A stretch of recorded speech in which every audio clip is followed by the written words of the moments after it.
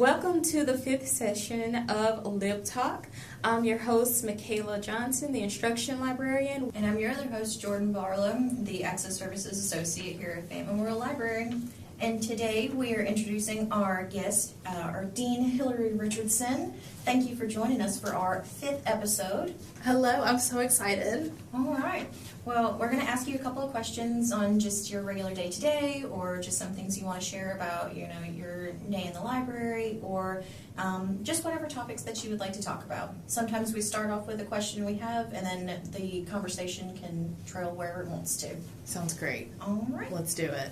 All right, so we'll started with the getting to know you questions.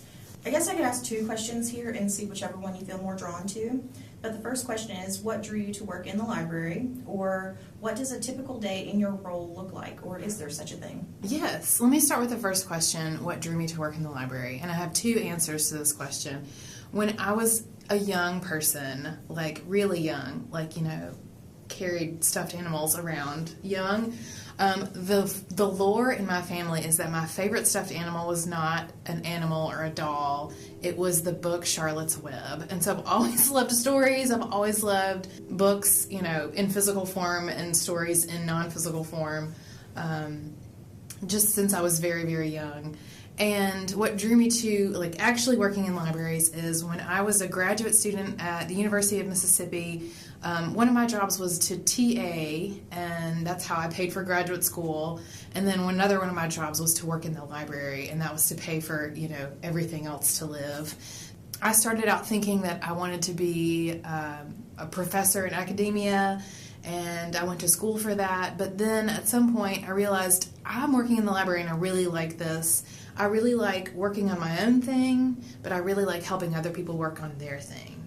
And so that's what sort of made me shift between, the typical English professor, the idea of doing that, to working with people in this way in a library. Actually working in a library made me want to work in a library, go figure. And then to repeat the second question, what does a typical day in your role look like, or is there even such a thing? Yes, and I think that's another thing that made me want to keep working in libraries, is that there's no typical day. The thing that I do almost every day, though, is respond to email. So if I have a typical job, it is hearing people's questions and responding to them. And that's usually over email, but sometimes I could be on the phone, sometimes they can walk in the office. But there's really no day-to-day.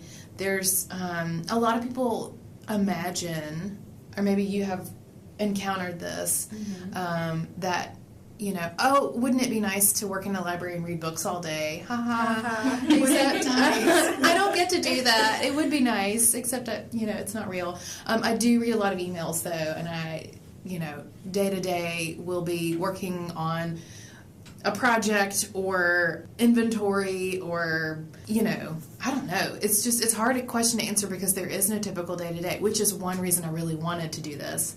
I don't really thrive on, doing the same thing every day. So I wanted to do something different, and working in a library, you get to do that. Same. So, yeah.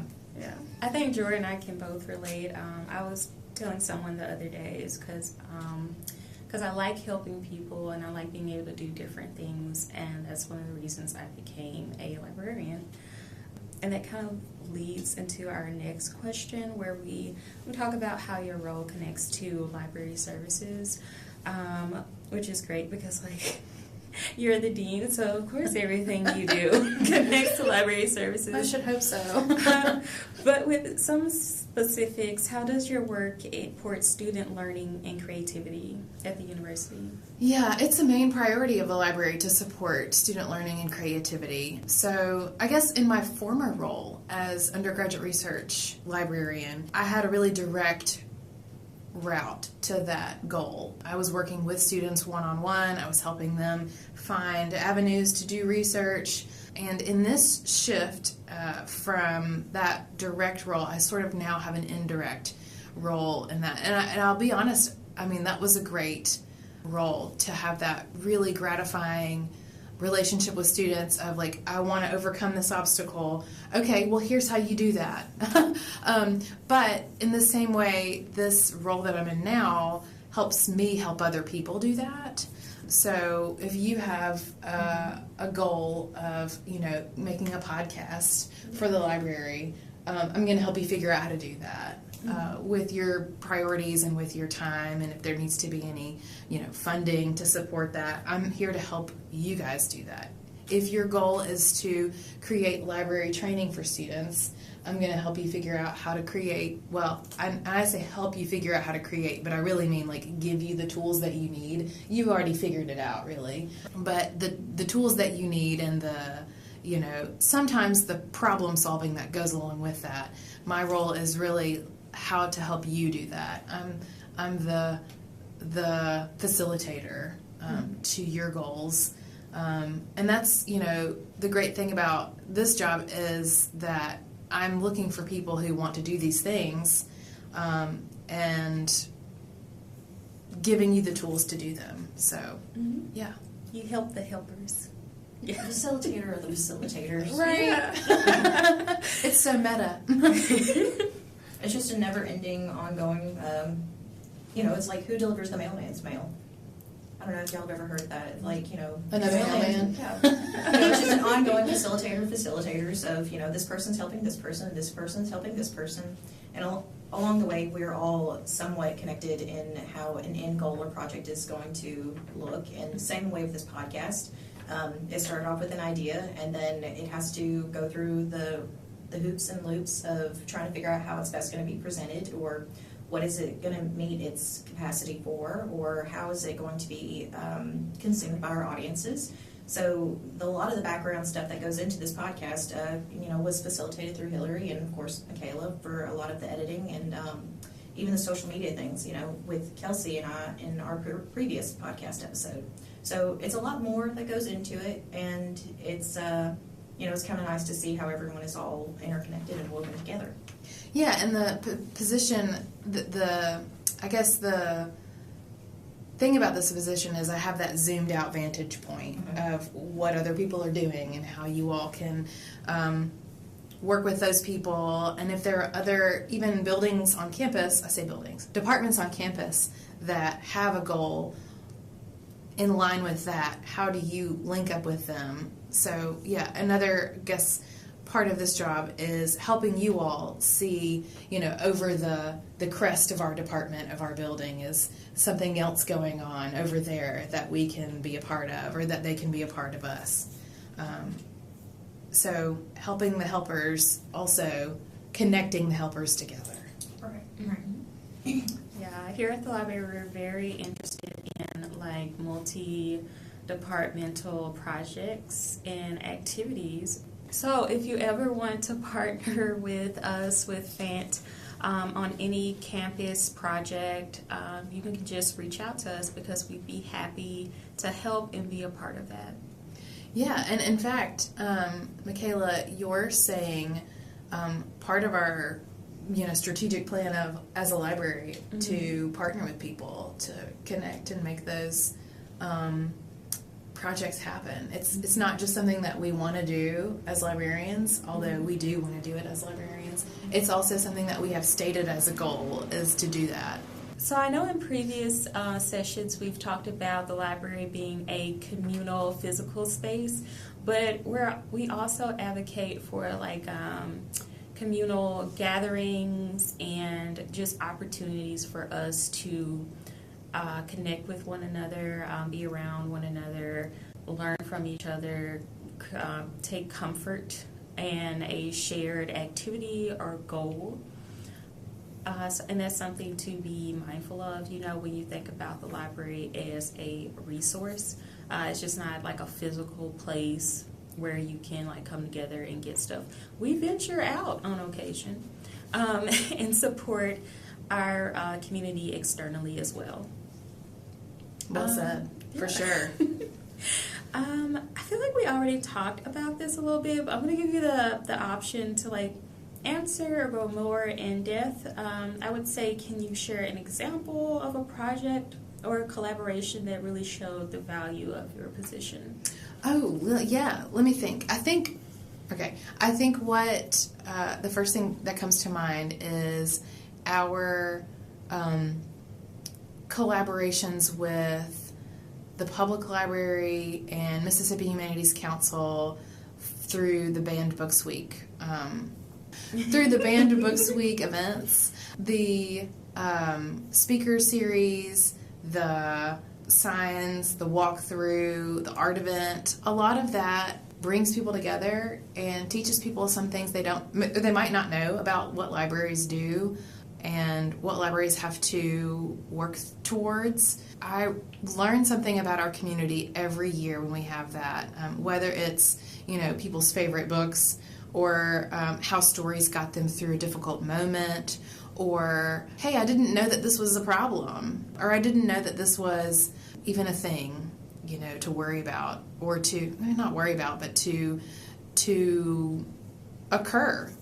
I learn about people's interests, and really that's all a library is supposed to do, right, is learn about your community, what their interests are, how to support those interests, and fuel that creativity. So I think the Banned Books Week project is the first thing that came to mind, because it just brings so many different groups together, both on our campus and in our community. Last year we did stuff with the Arts Council. The year before that we did stuff with the Public Library. Friendly City Books is always a great partner in that project. And it's just really exciting to see what people bring to the community events that we have with that programming. Great. Thanks for mentioning that. If any of you are interested in if any of you are interested in seeing what activities we get up to for Banned Book Week, we do it every year in October. So come check us out. So you ready to go on to the next category? I guess so. Let's do it. All right. So this one's going to be personal stories and experiences. Feel free to talk about, at any point of, in the long history of library work that you've had. It doesn't have to be pertaining just to FANT, because we want to also express that, library services are happening everywhere, not just here, and there's different ways that they can evolve or change, or, different experiences can be had anywhere. But what is the most exciting or unusual project you've seen come through at any given point? Exciting or unusual? Interesting.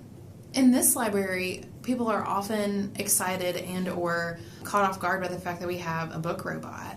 And in their minds, it's like, a beep, boop, beep, boop, like Rosie from the Jetsons robot that zooms around, but really it's like a big vending machine. And that is unusual because not a lot of libraries, especially not in the state of Mississippi, have a book robot or a book vending machine to have to operate. And it's not like you push a button and the thing works. I mean, it does do that, but there's a lot of maintenance that goes into it. There's a lot of attention and care. As you all know, we have a whole extra back channel just about the robot.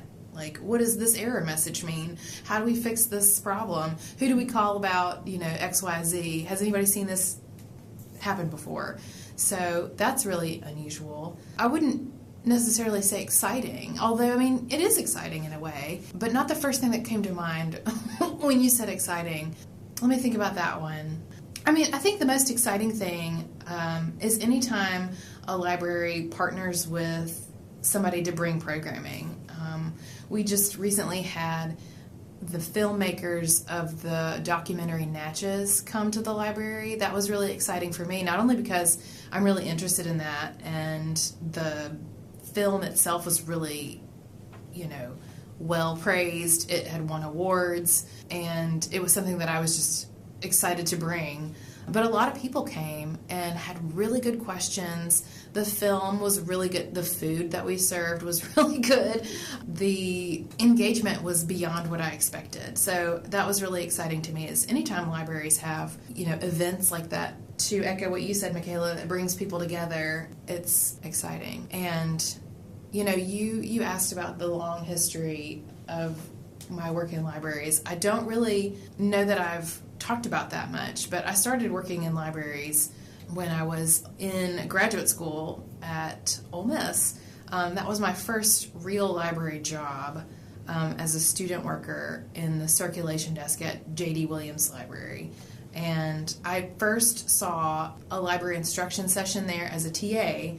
When they were teaching us how to teach students, they said, you got to bring your students to the library and set up a thing with one of the librarians. And I thought, oh, I didn't know that that was a thing because, you know, coming from a really small library, I used the library all the time as an undergraduate student, but I didn't teach classes. You know, I didn't set up. I went to the library with a class and they showed us how to use databases, but I didn't really think like a lot went into that. I was wrong about that. So that's another exciting thing is I learned that librarians have to be kind of trained in the same way that teachers do a lot of times, especially the ones who are doing that work. You're an instruction librarian, Michaela, but you didn't just like be that person. You didn't just like appear out of nowhere. You had a long, you know, history of teaching and graduate school and training, and you know, it's not like you We'll go one day and start teaching. Right. There's a lot that goes into all of the work that we do, and I don't know that people know that because not a lot of people look into working for a library, which is fine. I happen to, you know, have been one of the people that did that. We all in this room have been the people that did that. But I think it's exciting, at least for me, to know that, you know, when I learned that that was a possibility for me in my life. Does that make sense? Yeah.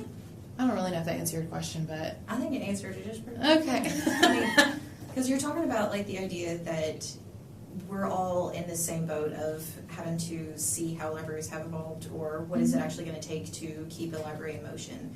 And that takes us in our own personal stories of, you know, what are my preconceived notions about the way libraries work and how are they different now.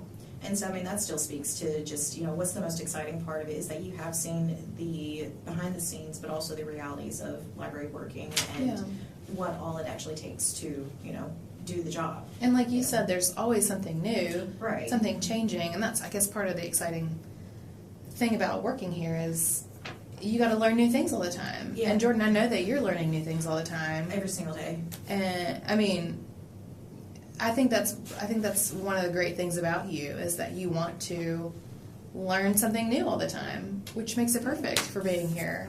Well, and on top of that, it's you know, you'd be surprised. Well, probably not. How many of y'all like interacted with someone and said like, "Oh, you actually need a master's to do this," and people were like, "There's a master's degree for this?" You know, shock. the genuine shock on their face. It's you know, it doesn't ever get old because then that opens a door for me to say like, well, yeah, and here's like actually what we go into, and there are, you know, the service-based industry of it. It's you know, it's not just a, oh, this is the book you want, here's the book, okay, boop, here you go. And it's push the buttons and make some magic. It doesn't look like that. And I think that people are often like, oh my gosh, you're really good at this. But it's not magic, it's just stuff we've learned how to do over time. I love the reactions when people are like, oh, I'm looking for this book under like this kind of topic and this is the kind of vibe I'm wanting.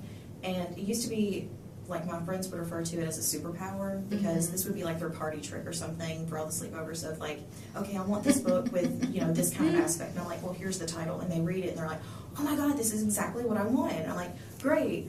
They think it's like I just pulled it out of thin air and gave it to them, but really it's that, you know, we talk about the that interview process. You know, we're doing it very sneakily at the reference desk. interview. Yes, the reference interview, where we're pretty much having to, you know, also take in of like, hey, how's your day going? Okay, so you're looking for such and such, and it's that, you know, ease of conversation with them that really just lets them kind of discuss what their project is more about. And over time, we've also learned how to ask the right questions. Yes. What is this assignment for?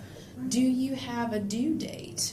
Have you already done some work on your own? Like, these are questions that seem really obvious, but they aren't. I mean, you have to ask the right questions, and we've learned how to do that over, well, experience, but also we've been trained in a whole school to do that. Exactly. So it's that mix of education and experience that we're having to work overtime with. But it's really, my favorite question is like, what does this project do? Mhm. Because that also can help us narrow down of like, okay, you either need this like today, or we have a little bit of time to kind of develop what it is you're looking for. Mhm. But Have you guys ever had somebody ask you, with kind of a weird look on their face, like, what made you decide to do this?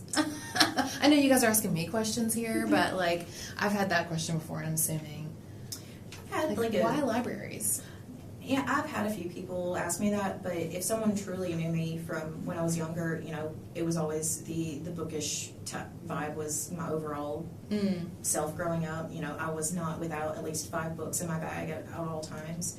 So it wasn't out of the question for me, but it was really, my education pipeline kind of went from psychology to English to library science. So it started off A in good that mix service of base. those two things. Right, because it was like a service base starting off with psychology, and then I realized like, ooh, maybe I don't have what it takes to be like fully in depth with, the sciences of it.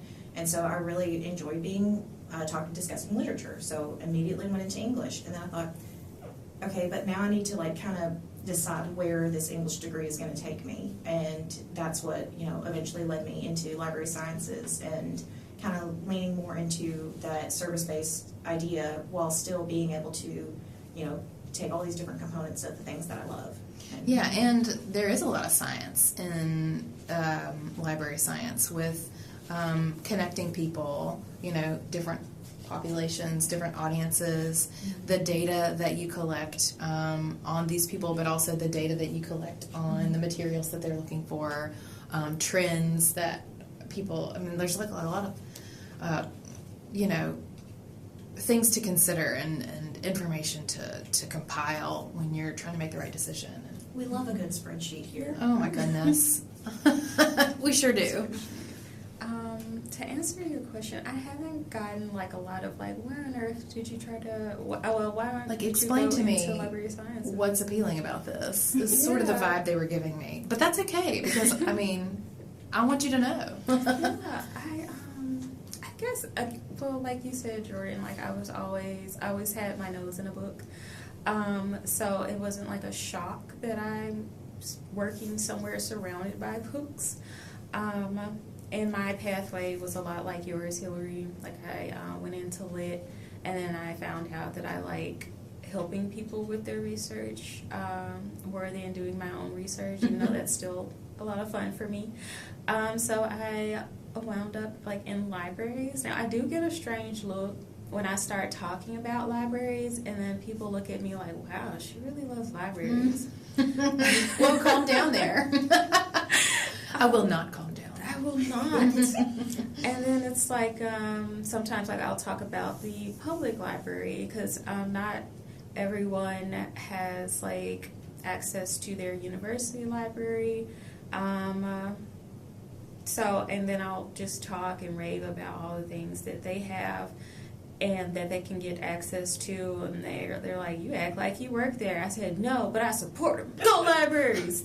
I was out to dinner this weekend, and I was sitting at the bar, and when you sit at the bar, you have to talk to people that you're sitting next to, and they were out of town, and so they said, like, what do you do here? And I said, I'm the dean of the library, and usually I get like, oh, okay, and then some questions about like, what does that mean, or like, what do you do, really?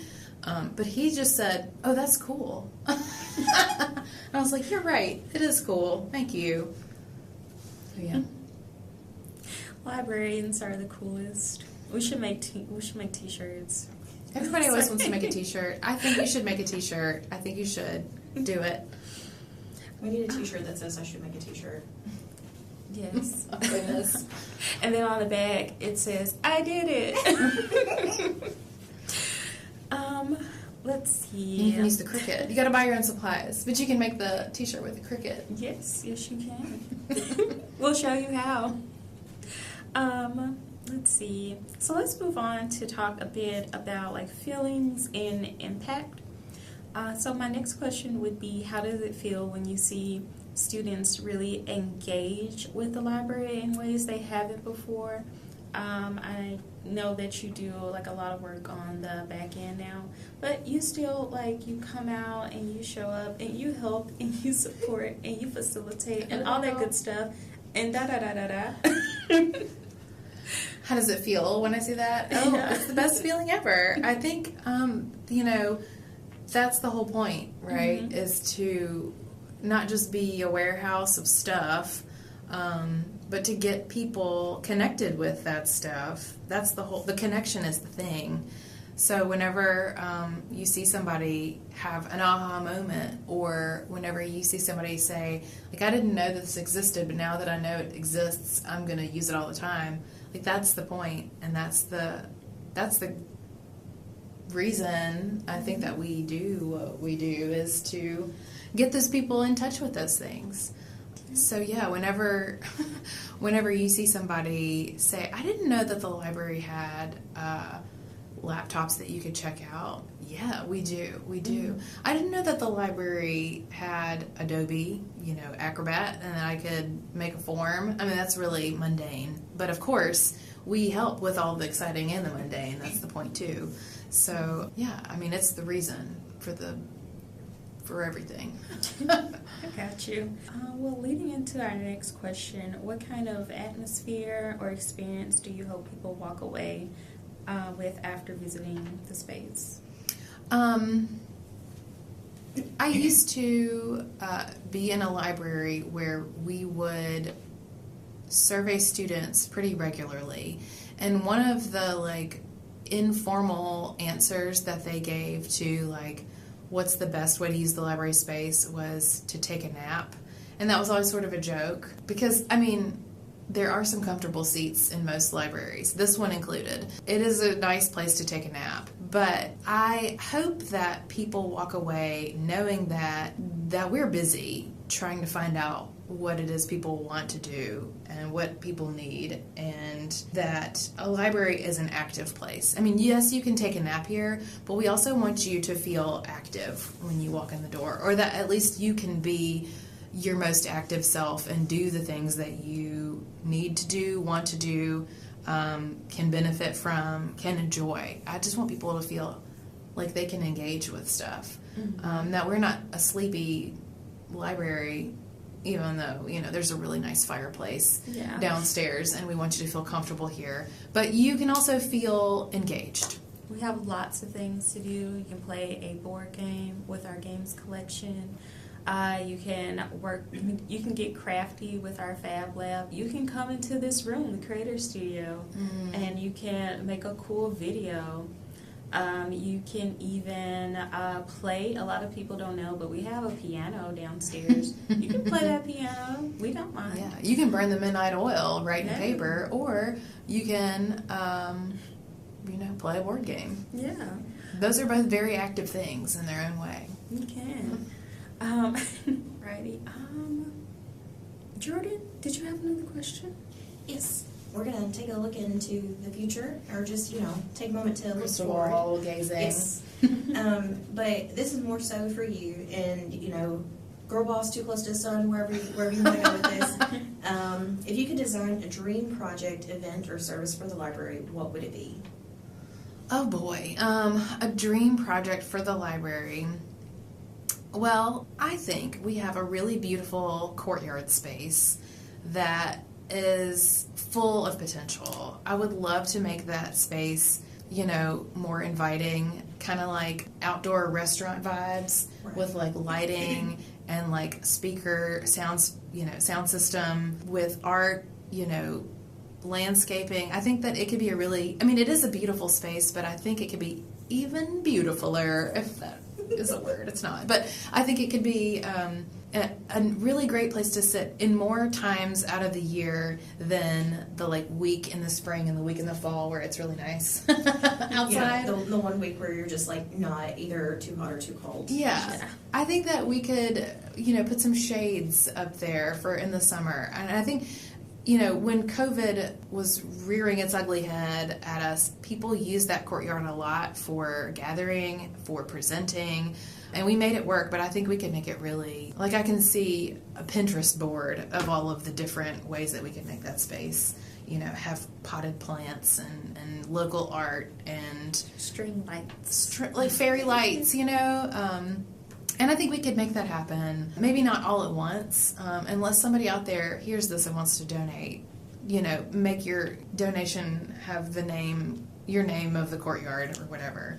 We could really make that space beautiful. But I think over time, we can also point ourselves in that direction, as former Dean Amanda Powers used to say. Very true words to live by. All right. Let's see.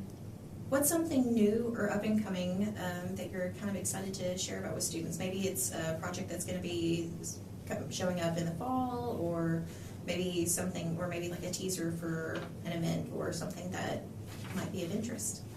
Yeah, we are planning events for our new community read, which has not been announced yet, but we have selected it and it will be announced soon. Last year's community read was The Barn by Wright Thompson, and it was a fantastic read, a fantastic opportunity to get people to talk about interesting issues, really complex history, really tough things too, but all in a really thoughtful and compassionate way. And I think our next read is going to do even more of that. I'm looking forward to announcing it and to planning not just discussions about it, but activities related to it with other folks. We also have, as I mentioned earlier, Banned Books Week in October. Always really interesting stuff that comes with that. Let's see, the fall seems so far away, but it's not. It's just right around the corner. We have all of our Summer Scholar participants starting classes tomorrow, and their research is always really interesting. And I am amazed by what they're able to accomplish in 5 or 10 weeks. But we'll get to hear from them at the end of the summer about what they've accomplished and what they plan to keep doing. So that's always really exciting. Kudos to C.T. Salazar for his first Summer Scholar cohort.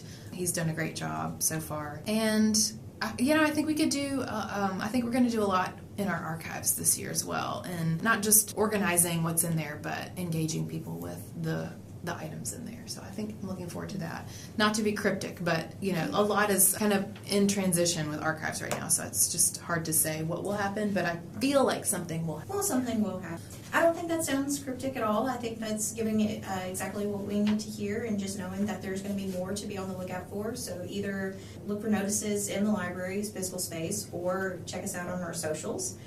There's always going to be more and more updates as we continue to go along. And I'm going to pass it off to Michaela for our final closing question.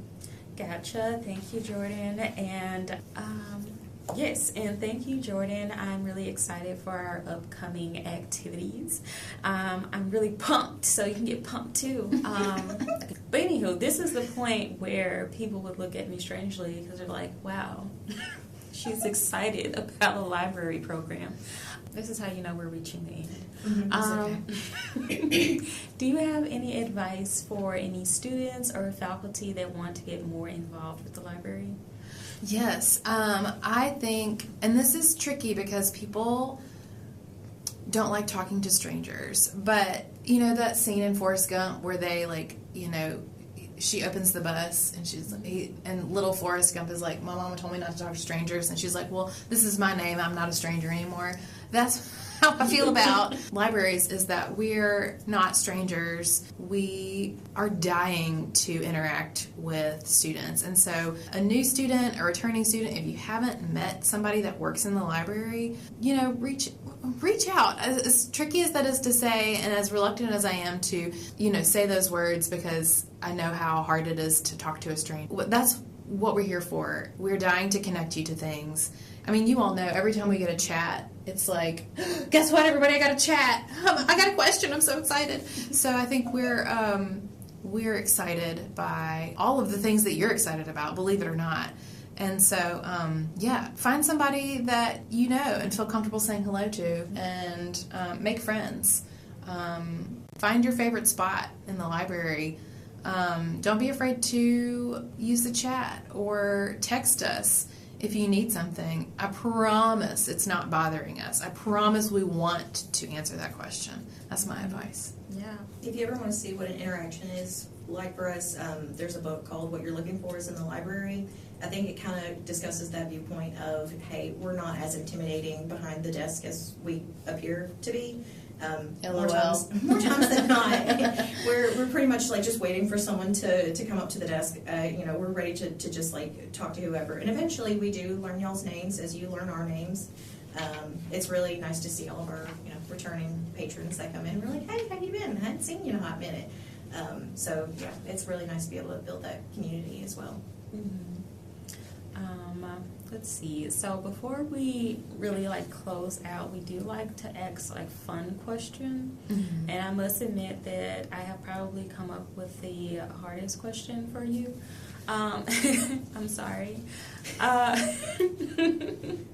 What's your favorite resource in the library? That is a hard question. Oh, my favorite resource in the library. Oh my goodness.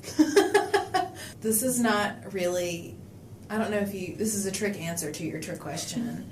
My favorite resource in the library is the librarians. It's the people that I work with. I don't mean to say that to make you blush, but really you guys are really good at your jobs, and you're really smart, and you're really thoughtful, and working with nice people cannot be understated, and it really makes my job enjoyable and fun. And so my favorite resource is you guys. See that? We're awesome. Come see us.